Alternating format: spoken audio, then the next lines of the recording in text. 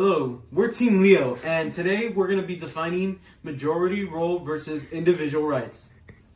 My name is Leo. I'm Brian. I'm Crystal. And I'm Vanessa. Okay, majority rule is a decision-making system where the option favored by more than half the people wins and becomes binding for everyone. Individual rights are the fundamental protected freedoms guaranteed to every person, such as speech and safety, that the majority cannot take away even if they vote to do so. My first opening question is, should the majority always have the power to make decisions, even if those decisions take away the rights of a small group of people? Well, in Obergefell versus Hodges shows that majority should not always have the power to take away individual rights. In this case, many states banned same-sex marriage because the majority supported it, but the court ruled that this was unconstitutional. The Supreme Court said fundamental rights may not be submitted to a vote. This means even if most people disagree, individual rights must still be protected, even like the Bill of Rights, the pursuit of happiness, and the rest. So I think that it doesn't matter whether it's a large group or a small group of minorities that are being oppressed, because at the end of the day, like the numbers, the quantity doesn't really matter. It's the amount. It's like the humanity in just one person. I think if even one person divides it, there shouldn't be any sort of like conformist, or because that's how a conformist society begins, right? When you just begin to oppress minorities. So I think that the ruling that the Supreme Court did, that same-sex marriage couldn't be banned even though the majority was in favor of it, it shows that even when the majority is in favor of it, doesn't always mean that it's morally correct. The Supreme Court abided by the Constitution. I think that was extremely correct of them. I think also, like, sometimes in specific cases like that where it's certain, like the majority group or the majority, right, they have like a specific favor, or they have like a specific, they lean a specific way towards a specific issue. I think also sometimes the minority rule is a little bit oppressed because of that, but it's also, minority right is placed in that instance to avoid there being this tyrannical of the majority rule. Right, so like safeguards being set in place. Yeah, being Yeah. safe. Well, I kind of had like a similar question to that.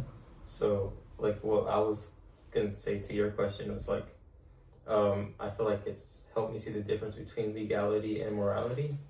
Like, just because a majority of people want something, it doesn't make it essentially right. Like, and I made the example of, like, for example, 51% of people vote to take away like the property, and the other 49, voted against it. It is democratic, but it's not just. So. Yeah. Yeah, I think the stark difference between like democratically correct and just, like that's very important to abide with when you're trying to avoid a majority rule in a conformist society. But then again, my leading into like a question I had was like, how can we avoid that the majority rule oppresses the minority when the majority rule is meant to be the correct? So in the sense of like the French Revolution, where the majority, protested the reign of King Henry and such, and Marie Antoinette. Yeah. Just because the majority went about it that way and they're being oppressed, they still oppressed minorities. So how can we go that the majority rule becomes democratically equal? Yeah, kind of like leading on to like what Vanessa said before. I have a question that's kind of like similar, where it's like, to what extent do we allow the majority rule to be correct, right? Despite their, like, to what extent is it socially good for society, right? Despite there being democratic principles that are like being broken by a majority rule being favored. You know what I mean? Like, yeah. Yeah, I think that's when like individual rights starts coming into the narrative and the perspective. I think it's often. I think like everyone could vote on something being, I guess, right or ethical, but like at the end of the day, everyone has like different principles. So that's kind of where I guess individual rights comes into play. Or they have different values that can change the factor of those individual rights, and really have a huge factor on the majority of role, and maybe some biasness in this too. I think also that's kind of like prevalent to see how we before have changed in our laws, you know, like before it was people were opposed to same-sex marriage, or they were opposed to interracial marriages, right? They were opposed to certain things, but now, like, as time's gone on, right, society has developed certain laws that before were set in stone, that this is the correct way that you should be working, this is the correct way society should be functioning, are now like kind of broken because people are there's kind of like this breakage of the oppression from minority group. Mm-hmm. And I think it's kind of privileged to see how it's kind of certain laws that have been adapted with society. Right. You mentioned like bias. I think it's like more human nature. Yeah. So then, like, you know, like, are humans born, is man born naturally corrupt? Like, it was a project just sophomore year. Mm-hmm. I would say that kind of now enters like individual rights, like, because that's something we're born within. Mm-hmm. And then who gets to decide like whether that's correct or not. So a question I kind of had that like led to would be like, who gets to decide which rights are sacrificed? Like, who gets to decide which individual rights are sacrificed? And more so often it's like the group with larger influence, like the government. And, you know, if there are other groups that also get to decide, you know, like terrorist groups, you know, the Ku Klux Klan, for example, Mm-hmm. who ultimately decided, you know, that certain rights for African American people, Black people, weren't theirs to begin with. So my question would be, like, who exactly gets to decide? I'd say in that instance, kind of like it's not so well. It is like who gets to decide, but it's also like who chooses the way of using like force or violence also Right. to like oppose a certain way of law. You know what I mean? Yeah, like propaganda, but also violence in that instance, right? Because the Ku Klux Klan, right, the KKK specifically, like they were against the blacks, right? But one of their major ways that they forced their way of thinking, or like their kind of perspectives and their beliefs onto society in that time, was lynching people, right? And so because of that, they gained a number of followers in that.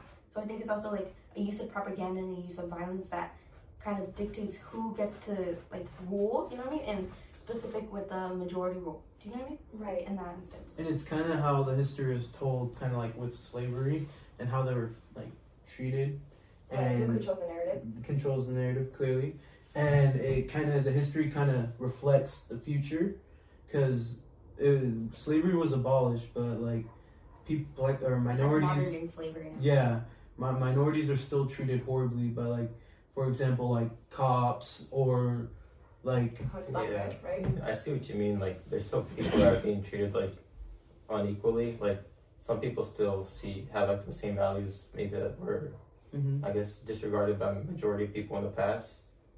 And Yeah, and like these values, I would say like what like played a large part in its influence would be propaganda. There was a question about propaganda. I think I have. Yeah. I put, how does the state-sponsored propaganda transform majority rule from a democratic tool into a mechanism of social control? Do you guys want me to say my answer, and then you guys? Yeah. I put the will of the majority can be completely manufactured by those in power. If a government uses propaganda to control the information citizens receive and the way they are conditioned to feel, the majority opinion is no longer a collection of independent thoughts. Instead, it becomes a tool for the government's own agenda. Understanding this becomes important because it shows how, for the majority rule to be legitimate, it must be supported by a free and unconditioned individual mind. So like how propaganda controls the way people think and kind of leads to the choices they make of how they treat other people or get rid of people's individual rights. Yeah, I'd say like in today's society, like one of the major tools that is used for propaganda would be like the media usage, right? Mhm. And like news outlets. Like in that instance, we're not all seeing like what's going on and certain issues, and it's because they don't want us to know about certain things, right? So I think that's also like a way that they're using propaganda to kind of oppress the minority group and to kind of continue with the majority rule. And I think also there was an instance where, like before we started talking about the question, I think also like majority, right? You were talking about slavery, right? Mm-hmm. And I said like kind of like right now with like the minority group, it's kind of like a modern day slavery where it's like people obviously aren't being used in chains, but it's also minority groups aren't also given the same equality by law they are, but by like the certain like terms they aren't by other, I'd say like by Americans. Systems I think in I place. see what you Yeah, mean. like- 'Cause, like, Yeah. oh, sorry.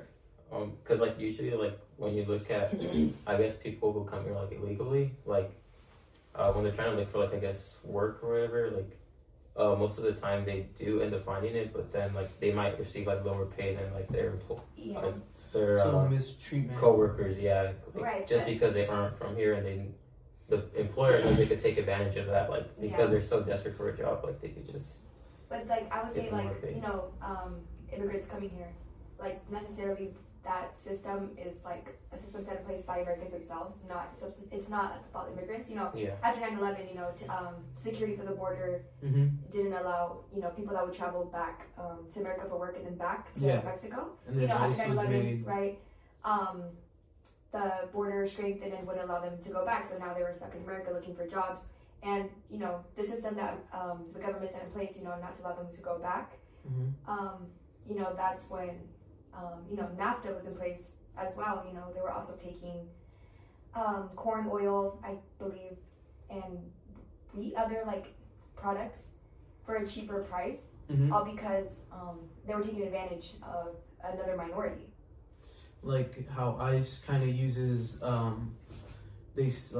there was this news report online where an ICE agent sexually harassed a woman, a mother, just so that she could see her children. So they kind of use Like the power imbalance. to like change or make those actions and treat this minority group like they're nothing, like they don't belong here. Right. I want to get back to individual rights. You guys mentioned propaganda. Mhm. I think it's for propaganda, like how majority rule controls it. I think a specific instance would be media bans. I want to just talk about specifically for my example, art. Bob Dylan's work was considered too lewd for Spain's government, and so under like the guise of it being not decent enough, right? They banned all of his music. So then that kind of leads into a question like,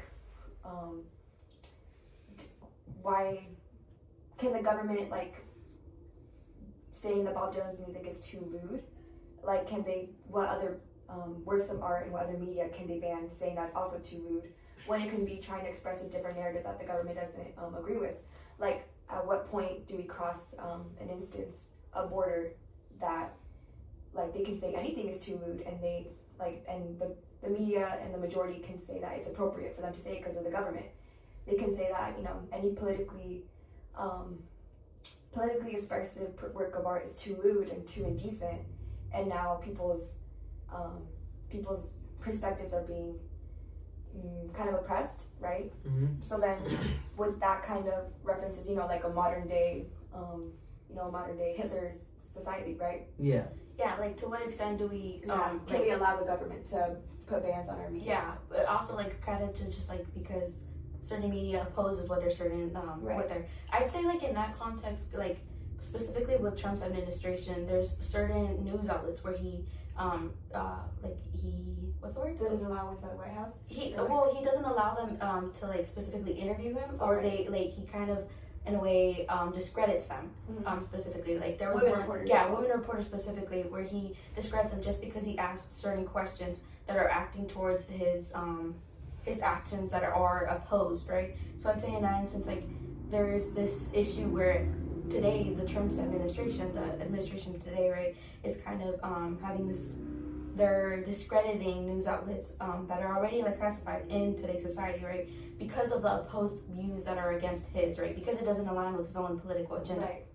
I think like at the very first instance that he didn't want to answer a question that might have been, a little Giving him specific blame for certain issues. yeah, or that like asked something really straightforward, or that like just wanted a clear topic on what's currently going on in the world, because again he's our president. Like because the majority let it happen the first time, that's why it's become a pattern. So what would have been different if like the majority would have said something the first time that he didn't want to answer a question from a leftist a left-wing news outlet. Mm-hmm. Because now it's gone to instances where he's calling reporters piggy, right? He's like just completely like Yeah. He's losing like all certain professionalism right. within the interviews. Yeah. So like, our Or individual rights, are they to blame for not putting them into action. Because we have the right, to say something about it. We have the right to protest. We have the right, freedom of press, Right. freedom of speech.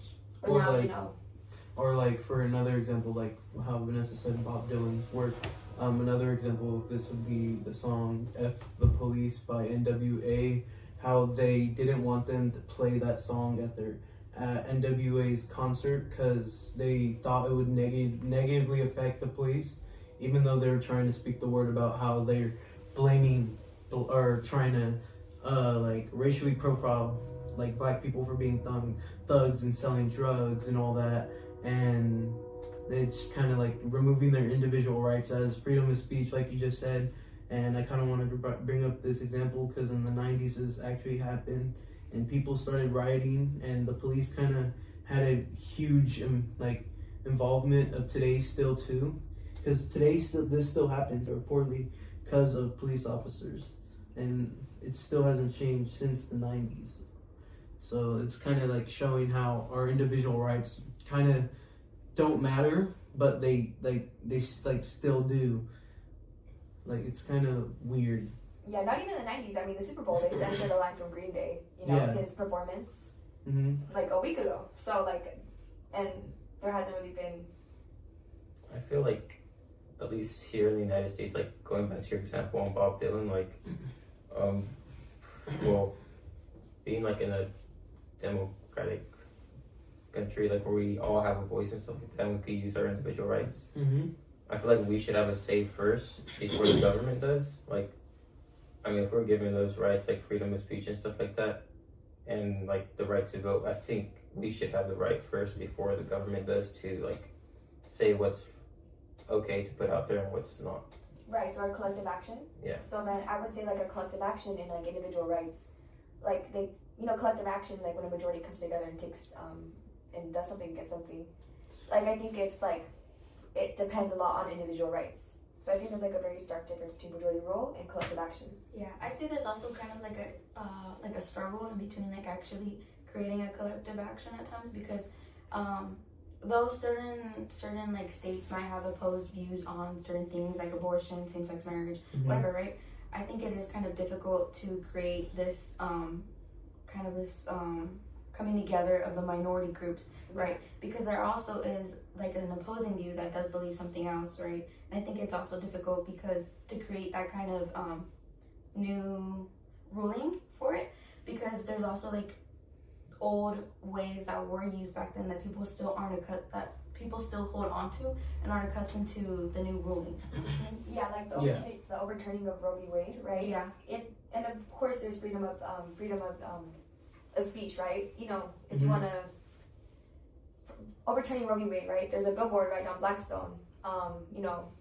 In a sense, propaganda. Yeah. In a sense of just posters saying like, oh, you're killing your baby, baby's eyes are formed like 2 weeks after conception, and it's just like it's like all down Blackstone, and it really goes to show just like in a sense it's propaganda, it's more of like and then when you look into like who's actually paying for these billboards, they're all funded by Fresno City Council.